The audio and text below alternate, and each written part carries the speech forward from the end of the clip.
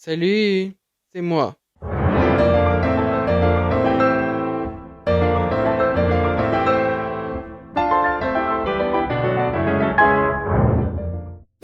Aujourd'hui, on parle de quelque chose de moins cool, mais cependant, il faut en parler. C'est les troubles alimentaires. En effet, beaucoup de personnes en souffrent, donc c'est très difficile de tenir la route mentalement avec ça. D'abord, c'est quoi les troubles alimentaires? Il en existe différents types comme l'anorexie, la boulimie mentale ou encore l'hyperphagie boulimique et beaucoup d'autres. Pourtant, ça vient de quelque part, ça a une origine, sûrement des complexes, de l'anxiété, du stress peut-être. La nourriture est en soi notre meilleur ami car on se réconforte dedans, on se venge dessus par frustration ou c'est notre pire ennemi par le regret et l'impact qu'il nous cause mentalement et physiquement. Oui, on a une relation toxique avec la nourriture car elle nous met dans une pression mentale qu'on peut pas enlever et cela devient par la suite très très très obsessionnel. Tu finis par manger et peut-être trop manger pour combler le mal qui repose en toi, puis trop trop trop manger, culpabiliser, puis trop y penser, mais malheureusement tu te perds et tu sombres dedans. C'est évidemment un cercle vicieux. Si certaines personnes n'avaient pas compris, j'enlève la censure et je peux dire que, en se perdant, bah, on vomit. On en vomit. C'est pas glamour, ça c'est sûr, mais ça fait partie de ce trouble, de ces troubles alimentaires. Ça reste réel. Tu pleures en boule sur le sol, enfermé dans ta salle de bain ou dans tes toilettes. Enfin, près de tes toilettes, t'es triste par ces pensées obsessionnelles qui traversent ton esprit. Ce sentiment de savoir que bah c'est pas bien ce que tu fais pour toi et t'as le regard dans le vide et la boule au ventre pesant sur le reste de ton corps. Mais tu recommences car tu y penses chaque jour, chaque fois que tu t'alimentes.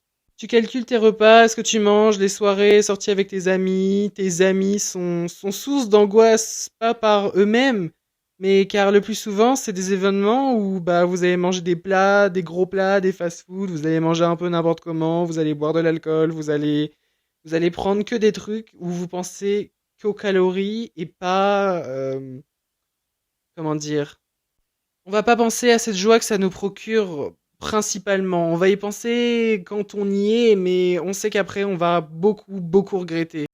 Ces troubles alimentaires, ça peut être par période. Tu y penses, tu penses être guéri, mais cela revient et t'as pas forcément de solution à part si tu vas voir un spécialiste. Vraiment.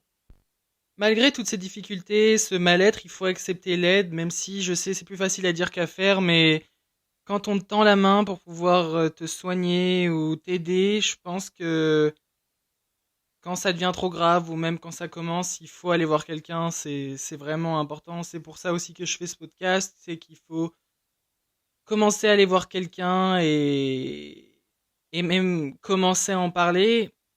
Ça fait bizarre d'en parler, mais ça vous permet de vous libérer et je sais que j'en ai parlé un peu et tout ça, ça me permet de me libérer. Après, le mal-être est toujours là. Il reste là, mais pour vraiment s'aider à le combattre, il faut aller voir quelqu'un. Pour ma part, moi, tout a commencé quand j'avais entre 7-8 ans. J'étais rond, vraiment j'étais enrobé et j'étais, on va dire, en surpoids. On va dire j'étais gros. Comparé à tous les autres garçons de ma classe, j'étais gros, je mangeais bien, je mangeais très très bien. Puis en grandissant, j'ai pris de la taille et je commençais à être de plus en plus imposant. Après, c'est pas une critique, mais vers 14 ans, j'ai réussi à me convaincre de me dire, ah, je vais faire du sport. J'ai commencé à faire du sport et c'est là que j'ai commencé à voir les résultats. J'ai commencé à faire du sport de plus en plus et du coup, j'ai commencé à perdre de plus en plus de poids. Au bout d'une semaine, j'avais perdu 1 ou 2 kilos, puis après ça venait par 5, 10, 15 et on va dire que j'ai perdu entre 20 et 25 kilos dans ma vie. Mais malgré tous les changements, j'ai des complexes comme bien évidemment tout le monde. Je me suis métamorphosé, mais j'accepte pas. J'accepte pas d'avoir changé. Quand je me vois dans le miroir, je me dis, oh, il est toujours gros, il a toujours ça en plus, il est toujours pas bien, tu n'es pas parfait. Après, on n'est jamais parfait, mais je vois des complexes à chaque fois que je me vois dans le miroir. Et ça varie en fonction de chaque miroir. À un moment, je me trouvais hyper mince. À un moment, je me trouvais, mais le plus gros du monde. C'est vraiment horrible tous les jours à se regarder et de se dire, oh, t'es, t'es moche, t'es gros, t'es pas bien dans ta peau, tu t'aimes pas en fait. Le fait qu'on me disait oh le gros ou tout ça quand j'étais plus jeune au collège, ça n'a pas aidé et c'est comme ça que j'ai commencé à faire du sport tous les jours. J'ai fait 1 heure de sport tous les jours. Là, j'en fais beaucoup moins depuis que je suis en études supérieures, mais je faisais du sport vraiment tous les jours et j'étais très très mince. Ça se voyait au niveau de mon visage et et je me voyais toujours moche, toujours gros, toujours. Je me vois toujours comme ça, mais là c'est encore plus. Je me vois toujours pas beau en fait. Je suis exigeant avec moi-même tous les jours. Tous les jours. Il n'y a pas un seul jour où je n'y pense pas. Donc malgré que la nourriture soit obsessionnelle, le fait de se comparer aux autres, c'est tous les jours comme ça. Tous les jours, je regarde tout le monde, je regarde leur physique de A à Z et je le compare au mien en me disant ah, tu vois, lui, ça lui va super bien d'être comme ça, et moi, regarde-moi, je suis comme ça. Oh, lui, ça lui va bien. Oh, regarde-moi. Enfin, je suis tous les jours en train de me comparer aux autres.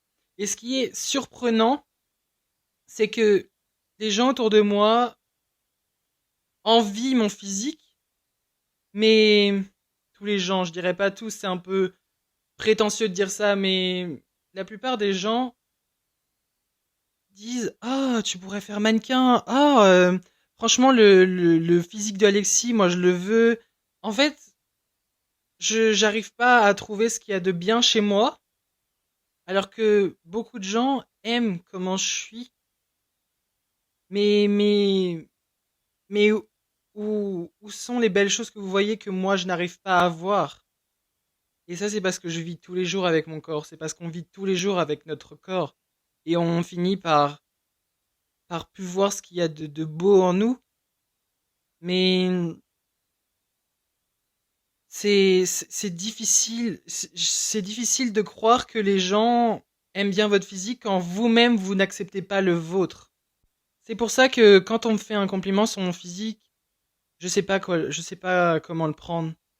Je sais pas comment, je me sens mal à l'aise, gêné et je dis merci, mais dans ma tête, je suis en mode bah c'est gentil, mais moi je m'aime pas. C'est pas ce que j'aime être. C'est là qu'on se dit qu'on n'est pas tous pareils, on peut pas être une personne qu'on n'est pas. Et malheureusement, il faut accepter dans le corps qu'on est et on peut pas se changer intégralement et c'est la vie. C'est malheureux, mais c'est comme ça et je pense qu'on l'acceptera à mon avis jamais. C'est comme ça qu'on se bouffe la vie, qu'on alimente ce mal-être à l'intérieur de nous qui grandit de jour en jour. Mais quand t'es bien entouré, c'est important car le fait qu'il y ait les autres qui soient autour de toi, moi je sais que quand j'ai des amis ou des proches qui sont avec moi et que je passe un énorme bon moment, j'arrive à minimiser ce trouble en moi. Mais je sais pas pourquoi, c'est qu'après que je regrette. Quand j'ai bien mangé, j'ai, j'étais juste normal en fait. Quand je suis avec d'autres gens, je suis normal. Mais quand je me retrouve seul, je finis par revenir avec mes seules pensées et de me dire j'aurais pas dû, j'aurais pas dû. Mais il faut pas avoir de regrets en fait, parce que t'as passé un bon moment et voilà. Il faut accepter le fait d'avoir passé un bon moment et bon après tu regrettes énormément, mais tu étais joyeux et plein de vie et ça c'est le plus important. D'où l'importance d'avoir des proches dans sa vie pour t'aider à surmonter ces épreuves très compliquées. C'est la fin de cet épisode. Cet épisode est particulièrement important pour moi parce que c'est quelque chose qui fait partie de moi et ça m'a un peu libéré d'en parler et j'espère que certaines personnes se retrouveront en cet épisode. Donc, je vous, je vous redis merci et je vous fais des bisous. N'hésitez pas à me suivre sur Instagram, alexis.stfcts, et vous aurez dans ma bio le compte Instagram de Aujourd'hui on parle d'eux pour avoir des news, comme on dit. Donc, je vous fais de gros bisous.